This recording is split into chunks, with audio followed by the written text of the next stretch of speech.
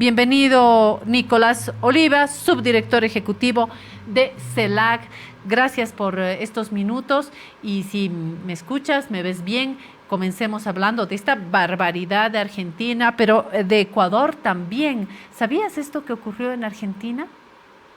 Buenos días, Claudia. Qué gusto ¿Qué volver a tal? estar en tu programa. Bueno, no, me acabo de enterar con tu noticia, un tremendo acontecimiento. La verdad, no,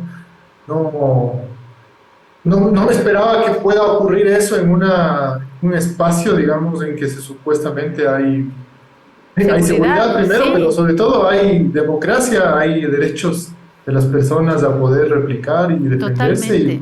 Y trátese del ministro, del camionero, de cualquiera, es decir, la violencia. Hay un clima muy complicado en Bolivia, en Argentina, en el mundo. Hay una tensión que nos preocupa. Queremos hablar de Ecuador también porque la Comisión de Fiscalización del Parlamento ecuatoriano abocará en conocimiento del juicio político de censura planteado por la oposición contra el presidente Guillermo Lasso. El presidente de Ecuador ha reivindicado su inocencia frente a esta acusación y estamos todavía en los trámites, pero ya desde el punto de vista político, ¿qué significa esto? ¿Cómo lo has mirado? ¿Cómo lo percibes, Nicolás? Sí, mira, Claudia, te comento, comencemos, digamos, por el inicio. Yo creo que es importante comentar que este es un juicio político, o lo que en el argot internacional se conoce como un impeachment, ¿no es cierto? Sobre el presidente de Ecuador, básicamente por un caso o un escándalo de corrupción. Ujú. El escándalo de corrupción ha sido demostrado en audios revelados por la prensa, en el que el presidente tenía conocimiento a través de la Policía Nacional, a través de los servicios de inteligencia, de un informe en que vinculaba, por un lado, a su cuñado con actos de corrupción en empresas públicas, ¿no es cierto? Venta de cargos, si queremos verlo, y además con vínculos con mafias conocidas como la mafia albanesa, que es una mafia de narcotráfico y diversos crímenes, ¿no es cierto? Entonces el presidente tenía conocimiento de esto. La Policía Nacional, evidentemente, también en una acción un poco, diría yo, chantajista, ¿no es cierto?, entrega este informe al presidente con la intención de ganar, yo no sé, espacios, ganar estabilidad, y archivan el informe al inicio de 2021, cuando él iniciaba a ser presidente, ¿no es cierto?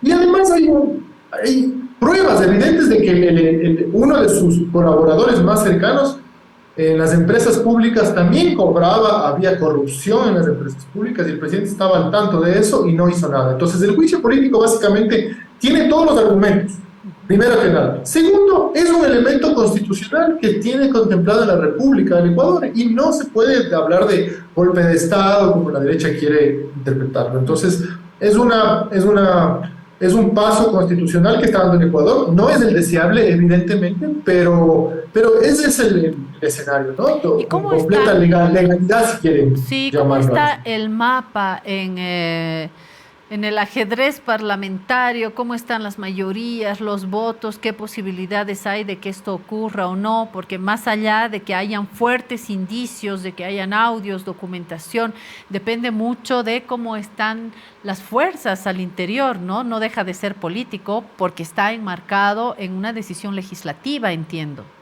Exacto, exacto. Es un juicio político, no es un juicio, digamos, ordinario, es juzgar la responsabilidad política de Guillermo Lasso en estas acciones. Entonces, si uno analiza en estas últimas semanas, analiza el tablero de votos, ¿no es cierto? Hay mucha probabilidad de que el presidente sea destituido o removido del cargo. ¿Por qué? Porque para iniciar el juicio político se necesitaba también ya una primera votación de la Asamblea para aprobar este inicio del proceso, ¿cierto? Y en ese inicio del proceso se han logrado 104 votos de 137. Es una mayoría muy importante Sí. porque ahora en la votación que bien tendría lugar para decidir si se va o se queda Guillermo Lasso, se necesitan 92 votos únicamente. Digo únicamente porque es bastante, pero digamos, es mucho menor a los 104 iniciales. Entonces, este primer balance de fuerzas diría en una primera instancia que hay una gran posibilidad de que Guillermo Lasso deje el cargo, porque podría lograr, la Asamblea podría lograr los 92 votos de los 137 para destituirlo. Ahora, siempre en estos escenarios juegan fuerzas políticas y equilibrios de poder muy sensibles y a veces subyacentes que no se pueden determinar. Hay algunos espacios en la Asamblea Nacional que no responden evidentemente a un ejercicio, ¿cómo decirlo?, partidista, ideológico, digamos, o de intereses absolutamente diáfanos con los intereses de la ciudadanía. Entonces, a mi forma de ver, estos 104 que tuvieron, estos 104 votos, no son necesariamente los que se lograrán. Es probable que el gobierno logre cambiar un poco la voluntad de un grupo importante de asambleístas. Veamos si eso ocurre o no ocurre. En esta primera instancia yo diría que juega en contra del presidente Lasso otro elemento importante, que la sociedad, el país, está absolutamente sumido en un clima de inseguridad, yo diría casi de guerra, Claudia. Hay que entender que el país hoy por hoy vive un clima absolutamente de guerra, en el sentido de que las bandas delincuenciales, las bandas de narcotráfico, las bandas de sicarios y de extorsionadores campean en todo el país. Para que tenga una cifra, la audiencia boliviana, en 2019 había 1000 muertes violentas en Ecuador, 2019, que no era el mejor país, digámoslo, ¿sí? Y hoy cerró el 2022 con más de 4000 muertes violentas. Y se espera que en el 2023 ya supere este ejercicio. Entonces, si uno mira esta cifra de terror, quiere decir que se ha quintuplicado, digamos, la violencia, las muertes violentas, y atrás de esto una serie. Entonces, Guillermo Lasso no tiene ni a favor ni la Asamblea, tiene evidentes elementos de haber violado las leyes y la Constitución, ¿no es cierto?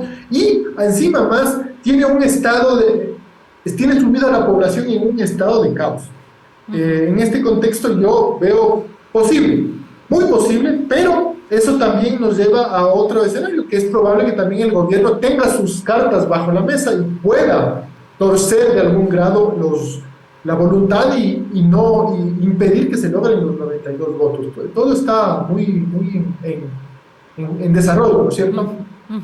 Nicolás, esto quiere decir que vamos a volver a contactarte porque necesitamos hacer un seguimiento. Yo creo que podemos tener sorpresas y se decida lo que se decida, va a haber consecuencias en la política, en el clima general del país, donde hay también polarización. En Ecuador existe este mismo síntoma que hay en tantos países, no solamente latinoamericanos. Así que vamos a estar pendientes de lo que ocurra con este juicio político al presidente ecuatoriano Guillermo Lasso. Estuvimos con Nicolás Oliva, subdirector ejecutivo de CELAC, a quien le decimos muchas gracias por el tiempo y nos vemos prontito para seguirle el hilo. Gracias, Nicolás. Gracias, Claudia. Hasta luego.